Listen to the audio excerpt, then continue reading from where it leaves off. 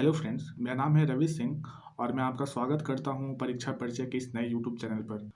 आज ये हमारी पहली मुलाकात है और ये वीडियो मेरे इस यूट्यूब चैनल की पहली वीडियो होने जा रही है।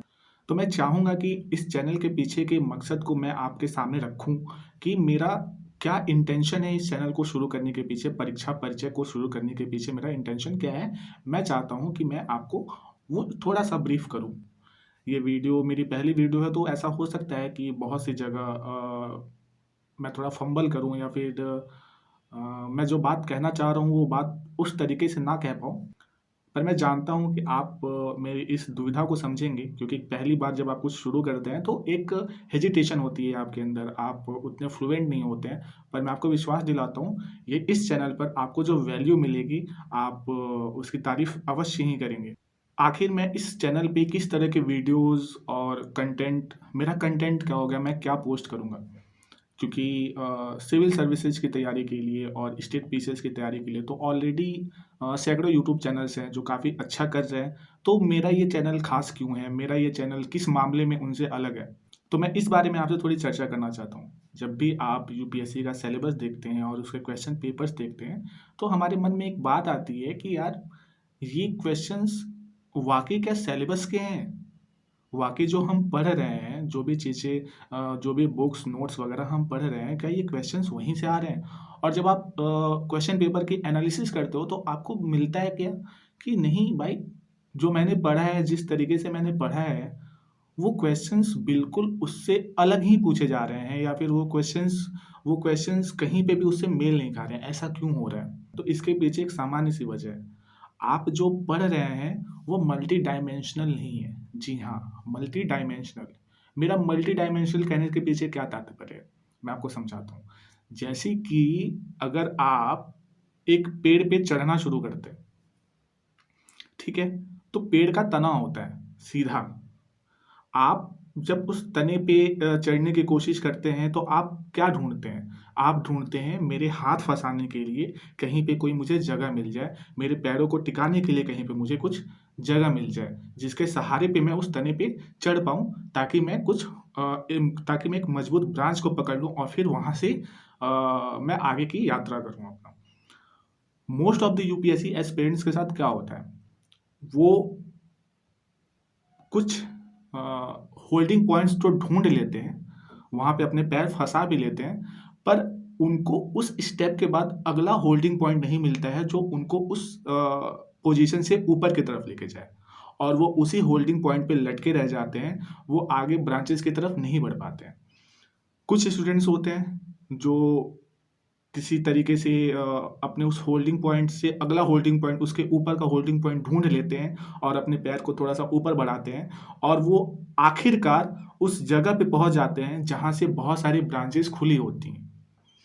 अब आपको उस पेड़ के मैक्सिमम हाइट पे पहुँचनी है, तो आप उस जगह पे खड़े होके क्या देखेंगे कि इसमें कौन-सी ब्रांच बहुत मज़बूत है और कौन-सी ब्रांच बहुत ऊपर तक जा रही है, ठीक है? आप वहाँ पे बैठ के डिसाइड करेंगे, क्यों?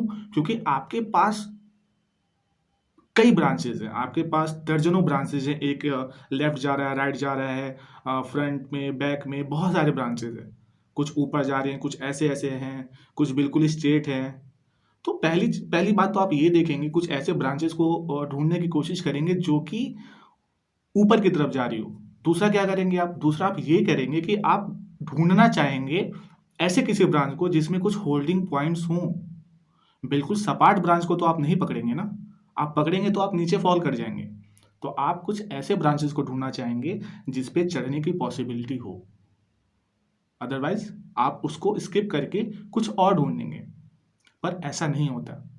पर जब हम अपनी तैयारी के पीरियड में होते हैं तो हम ऐसा नहीं करते हैं। हम क्या करते हैं, हमको जो पहला ब्रांच दिखता है, हम बिना किसी भी तरह का एनालिसिस किए उस ब्रांच पे चढ़ना शुरू कर देते हैं। और होता क्या है, हम कुछ आगे तो जाते हैं, फिर उसके बाद हमको क्या लगता है कि यार इतनी ऊँचाई पे तो आ गए और शायद यही मैक्सिमम ऊँचाई है। पर नहीं भाई, ऐसा नहीं होता है, वो मैक्सिमम ऊँचाई नहीं है। इट मे पॉसिबल कि आप गलत ब्रांच पे ही चढ़ गए हों। आप अपने आस-पास देखिए, अलग-अलग डायमेंशंस खंगालिए, शायद कोई ब्रांच उससे ऊपर जा रही हो, जिसके बारे में आपको अंदाज़ा ना हो। शायद आपने कोई गलत शाखा पे पैर रख दिए। तो जी हाँ, यही होता है। और यूपीएससी एस्पिरेंट्स के बीच में जो सबसे बड़ा कौतूहल का विषय होता है वो मैंने देखा है करंट अफेयर्स। जी हाँ, करंट अफेयर्स, दैनिक अखबार, मासिक पत्रिका। क्या पढ़ें, कैसे पढ़ें, कितना पढ़ें, कितनी देर पढ़ें, कौन-कौन सी चीज़ें नोट करें, कौन सी जाने दें, बहुत सारे उसमें दुविधाएँ हैं। और विडंबना तो ये है कि जब आप अपनी शंका को मिटाने के लिए यूट्यूब पे जाते हैं और यूट्यूब के सर्च बॉक्स में आप सर्च करते हैं 2 डेज़ करंट अफेयर्स, देन आपके सामने दर्जनों यूट्यूब चैनल्स आते हैं। क्योंकि किसी के ऊपर 1 घंटे की वीडियो होती है, किसी के ऊपर 1.5 घंटे की वीडियो होती है, किसी के ऊपर 45 मिनट्स, 50 मिनट्स की वीडियोज़ होती हैं। वो वीडियोज़ बहुत ही लेविश होती हैं, बहुत ही सजा के आपके सामने पेश करी जाती हैं और उस एक अखबार से, द हिंदू जिसका नाम है, उस एक अखबार से आपके सामने तकरीबन दर्जनों खबरें उस दिन की परोस दी जाती हैं। अब आप ज़रा सोचिए, आप अपनी खुद की समझ लगाइए कि अगर एक दिन में आपके सामने एक अखबार से तकरीबन 10 भी अगर खबर पेश करी जाती है, तो साल के कितने हो गए? क्योंकि न्यूज़पेपर तो हर दिन आ रहा है, खबरें तो हर दिन छप ही रही हैं। तो 1 साल में उस यूट्यूब चैनल से आपके सामने कितनी खबरें प्रस्तुत करी जा चुकी हैं? ऑलमोस्ट 3650। मैं 10 का एवरेज ले रहा हूँ। ठीक है? अब ज़रा आप सोचिए कि 3500 खबरें आपके पास हैं, आपके एग्ज़ाम के ठीक पहले। अब आप करेंगे क्या? और विश्वास मानिए, उसमें से एक भी खबर जो आपने नोट करी है, वो डायरेक्ट तो आपके एग्ज़ामिनेशन में बिल्कुल नहीं पूछना है। जी हाँ, यही है रियलिटी। वो एक भी खबर आपके एग्ज़ामिनेशन में बिल्कुल नहीं आएगा। आप बोलेंगे कि मैंने जो भी करंट अफ़ेयर्स पढ़ के गया था, मैं जो भी करंट अफ़ेयर्स पढ़ के गई थी, वहाँ से कुछ भी नहीं पूछा गया है। आप भी गलत नहीं हो, आप भी एक तरह से सही हो। पर यहाँ पे मैं ये कहूँगा कि आप गलत ब्रांच पे चढ़ गए थे। तो फिर आप पूछना चाहेंगे कि अच्छा ठीक है, सही ब्रांच क्या है? सही डायमेंशन क्या है? करंट अफ़ेयर्स को पढ़ने का, समझने का सही डायमेंशन क्या है? हम कहाँ जाएँ? हम क्या पढ़ें? कितनी देर पढ़ें और क्यों पढ़ें? मेरी ये राय है, मेरा ये अपना अनुभव रहा है अपने इस लंबे यूपीएससी जर्नी के दौरान। मैंने हमेशा ही अखबारों से विचार उठाए हैं, ना कि खबरें। जी हाँ, इस लाइन को मैं फिर से दोहरा रहा हूँ, इस लाइन को आप भी कहीं पे नोट कर लीजिए, अवश्य ही नोट कर लीजिए कि मैंने हमेशा ही अखबारों से विचार उठाए हैं, ना कि खबरें। यही है पूरे यूपीएससी सिविल सर्विसेज एग्जामिनेशन के करंट अफेयर्स का सार। जी हाँ, आपको हमेशा ही अखबारों से विचार उठाने हैं, ना कि खबरें उठानी है। क्योंकि खबरें कितनी हैं? 3500 प्लस। विचार कितने हैं? एकमात्र, इकलौता विचार। और वही विचार आपके सामने बहुत सारे डायमेंशंस खोलेगा। तो आप सोच रहे होंगे कि मैंने ये बात बोल तो दी कि मैंने अपने इस जर्नी में हमेशा ही अखबारों से विचार उठाए हैं, खबरें नहीं। इसका तात्पर्य क्या है? इसका मतलब, इसका अर्थ क्या निकालेंगे आप? अखबारों से विचार उठाने के लिए आपको समझना पड़ेगा कि पेपर का आइडिया क्या है। What is civil services examination and what it demands to us. वो हमसे क्या डिमांड कर रहा है?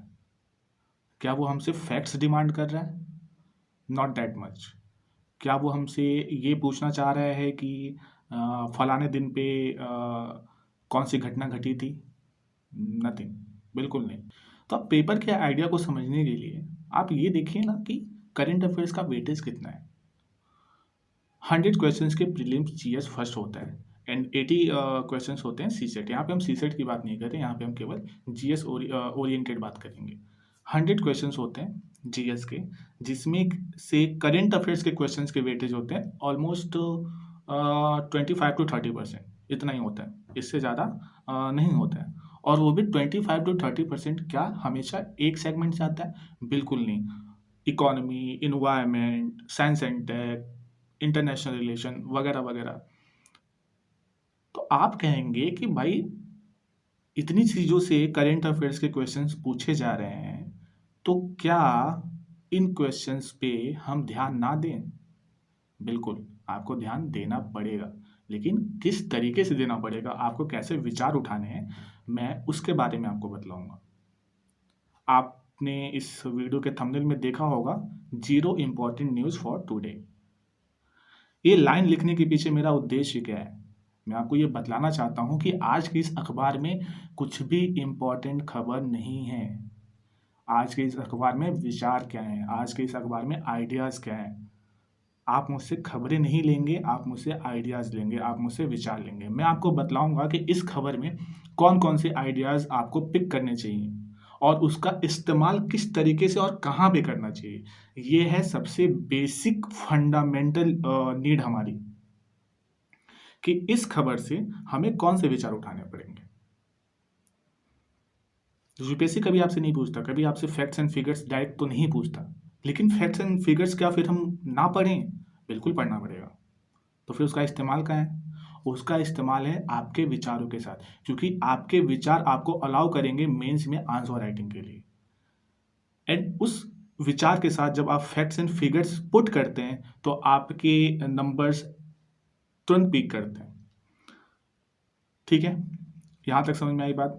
तो अब हमको ये समझना है कि भाई कैसे हम समझें कि इस खबर के पीछे क्या-क्या विचार हो सकते हैं। तो उसके लिए मैं हूँ।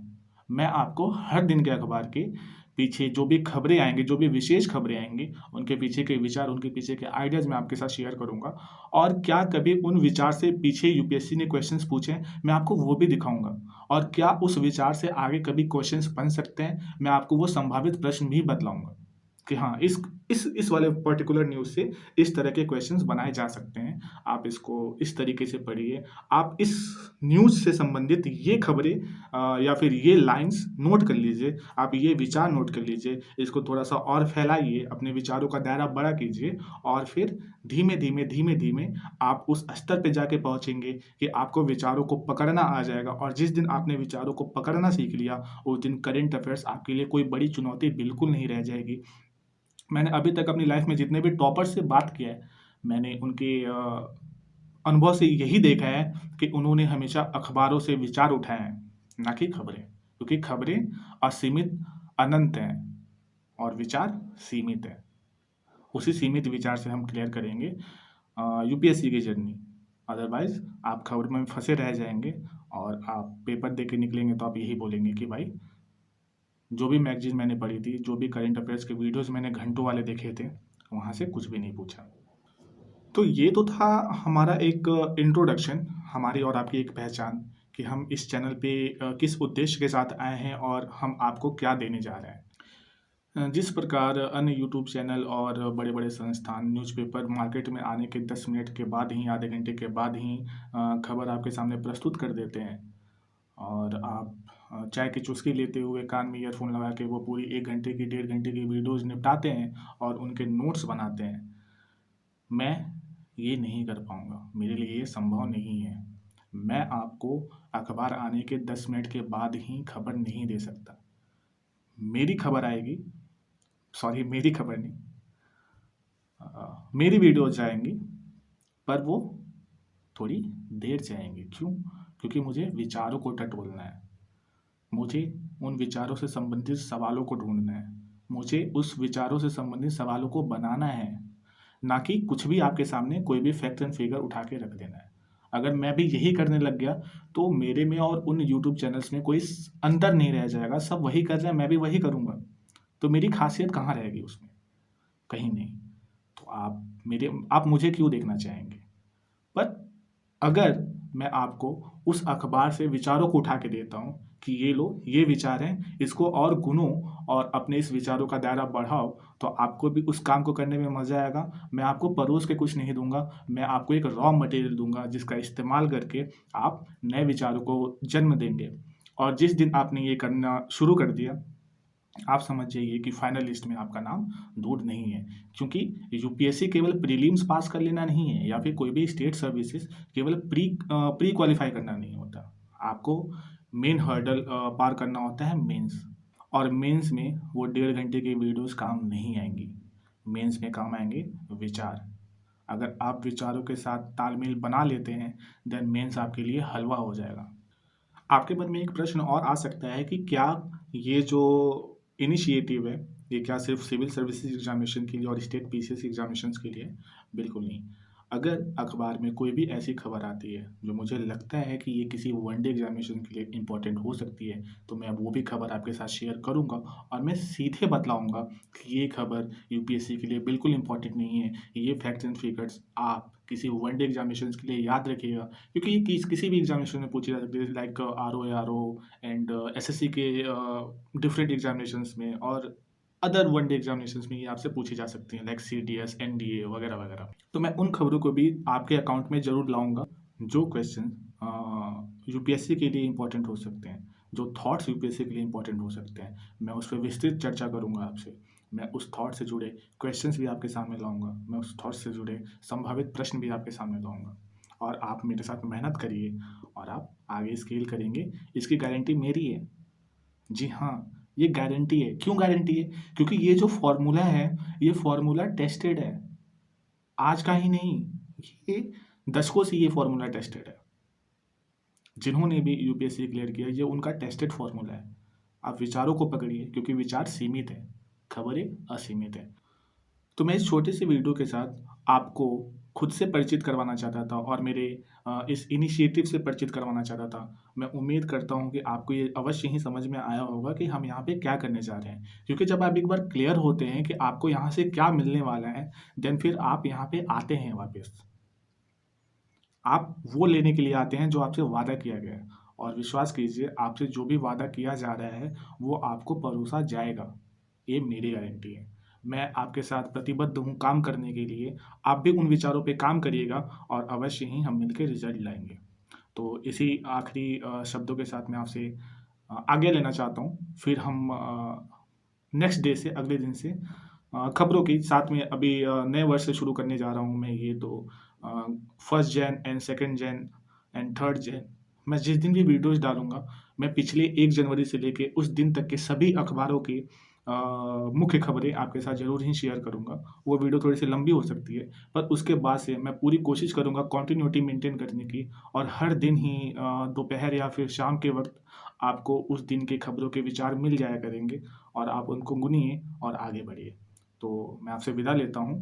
धन्यवाद।